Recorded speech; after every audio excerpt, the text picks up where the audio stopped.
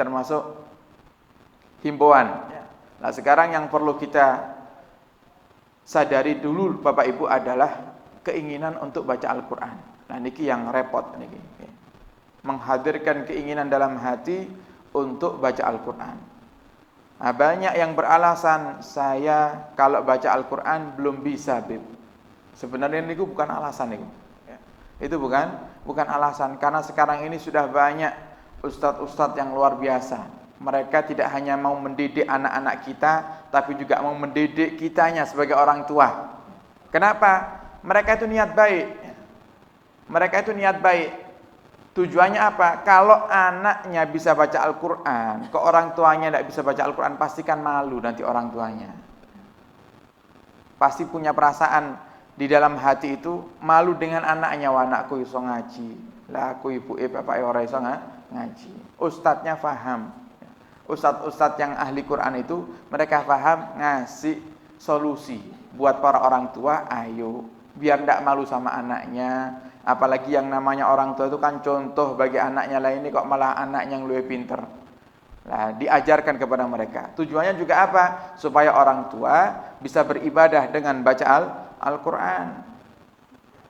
Nah, sekarang jangan sampai kita ini menjadi salah satu daripada golongan yang dikatakan oleh Nabi kita Muhammad, termasuk orang-orang yang meninggalkan Al-Quran nanti di akhir zaman. Kata Nabi Muhammad, nanti Al-Quran itu di akhir zaman cuma tinggal Al-Qurannya aja, cuma tinggal lembaran-lembarannya saja, yang baca tidak ada. Nah, ini zamannya sebenarnya. Nah, jangan sampai itu kita eman-eman. Nah, terus caranya gimana supaya kita semangat untuk baca Al-Quran? Yang pertama, hadirkan dalam hatimu dengan membaca Al-Quran, nanti dikubur di akhirat kita akan mendapatkan syafaat daripada Al-Quran. Itu yang pertama. Oh, mungkin dosa banyak, tapi ahli Quran, nanti Al-Quran akan datang menjadi syafaat. Iqra'ul Quran fa innahu ya'ti yaumal qiyamah syafi'an li ashabi. Kemudian yang kedua, yang perlu kita hadirkan dalam hati dengan kita membaca Al-Quran adalah, dengan kita baca Al-Quran, apapun keinginan kita, dunia dan akhirat akan Allah berikan kepada kita. Dan Allah berikan kepada kita tidak hanya yang baik, tapi yang terbaik. Hajat dunia, kalau kita memintanya dengan Al-Quran kepada Allah, sibuk baca Al-Quran, Allah akan berikan hajat dunia itu yang terbaik untuk kita. Dari orang-orang yang minta, orang-orang yang berdoa, yang ahli Quran, diberikan yang paling bagus oleh Allah Subhanahu wa ta'ala. Kemudian cara untuk supaya semangat baca Al-Quran yang ketiga adalah baca sejarah-sejarahnya orang-orang soleh di zaman dahulu, bagaimana hubungan mereka dengan Al-Quran. Ada salah seorang ulama itu mengatakan ketika ditanya oleh santrinya, Ustadz, bagaimana hubungan mereka orang-orang soleh di zaman dahulu dengan Al-Quranul Karim? Si Ustadz ini menjawab dengan jawaban yang sangat singkat tapi menyentuh hati. Apa kata Ustadznya? Hubungan orang-orang soleh dahulu dengan Al-Quran sama seperti hubungan kalian dengan handphone kalian. Kira-kira jenengan karo HP ini pripun? Bangun tidur langsung yang dicari apa? HP. Nah, kalau jenengan kepingin bayangkan orang-orang dulu niku sama Al-Quran seperti apa? Ya seperti sama kita sama HP kita nih, dikit-dikit lihat HP, dikit-dikit lihat HP, dikit-dikit update status, ya, dikit-dikit baca atau buka Facebooknya, buka WhatsAppnya, buka Instagramnya. Begitulah orang-orang dulu dengan Al-Qurannya. Nah, makanya Sayyidina Abu Hanifah, Al-Imam Abu Hanifah, ya, pelopor daripada madhab tertua, madhab Hanafi, ya, beliau membaca Al-Quran di tempat beliau wafat. Saking istiqomahnya baca Quran di rumahnya, di tempat beliau itu, beliau sampai wafat di situ.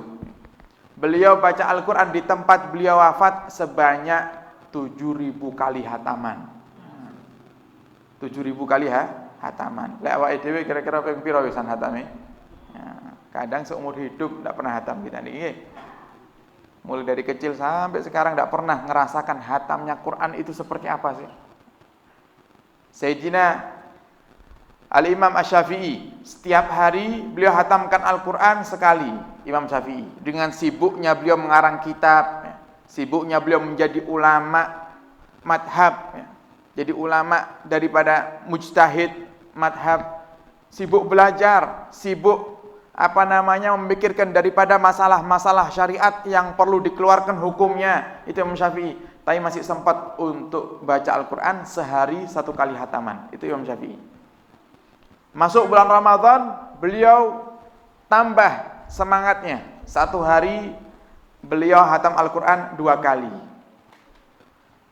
Sahabat Nabi gimana? Sahabat Nabi Muhammad Sayyidina Utsman bin Affan, kalau sholat 2 rakaat, rakaat pertama hatam Quran, rakaat kedua hatam Quran. Jadi 2 rakaat 2 kali hataman. Lalu dengan kita baca, mengingat selalu kisah-kisah mereka ini, kita bisa menghadirkan semangat dalam hati untuk membuka Al-Quran. Jadi yang bacanya sulit, jangan sedih. Saya suka baca Al-Quran, tapi repot untuk hatam. Tidak usah ngejar hatamnya, jenengan kejar istiqomahnya. Tidak usah merasa capek, baca semampunya, jangan maksakan. Kalau jenengan ngejar hatam, pasti maksakan. Sudah endas wis ngeluh ya. Mata sudah capek, paksakan baca ndang hatam. Itu kalau kita ngejar hataman. Tapi kalau kita membacanya santai, ya semampunya, kalau memang sudah capek ya istirahat, besok lagi istiqomah sedikit, tapi istiqomah itu lebih baik. Itu lebih baik. Dan kata Nabi kita Muhammad, Bapak Ibu, siapa yang baca Al-Quran dan dia lancar bacanya, ma'as safaratil kiramil bararah, maka Allah sandingkan atau Allah samakan derajatnya dengan malaikat-malaikat yang baik, yang terbaik.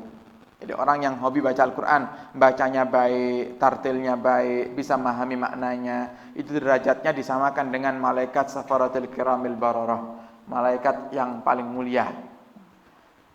Wa man qara'ahu yatata'ta, dan siapa yang baca Al-Quran tapi tidak lancar bacanya, sulit, pelan-pelan, kadang satu kata diulang-ulang berkali-kali karena belum benar bacanya, sehingga kadang satu halaman bisa 10 menit. Saking lamanya nih, satu halaman bisa 10 menit atau bahkan mungkin lebih. Kata Nabi Muhammad, jangan putus asa. Justru dengan kamu yang tetap berusaha walaupun bacamu belum lancar, kamu dapatkan pahala 2. Yang pertama pahala baca Al-Quran, yang kedua pahala capeknya baca Al-Quran. Wa kun inda qiraati ayati tauhid wa tamjid mumtali'an bil ijlal wa ta'zim. Kata Imam Haddad, maka di saat kamu menemui ayat-ayat tentang tauhid, tentang Allah Subhanahu wa taala, tentang pengagungan terhadap Allah, maka isi hatimu dengan ijlal, sifat mengagungkan Allah Subhanahu wa taala. Wa inda qiraati ayatil wa'di wal wa'id mumtali'an birraghbi warrahbi. Dan di saat kamu menemui ayat-ayat yang menceritakan tentang janji Allah bagi orang-orang yang bertakwa, maka hadirkan dalam hatimu rasa cinta untuk selalu bertakwa kepada Allah. Kalau nemui tentang ayat yang menjelaskan siksa neraka, hadirkan dalam hatimu rasa takut akan siksa neraka. Wa inda qira'atin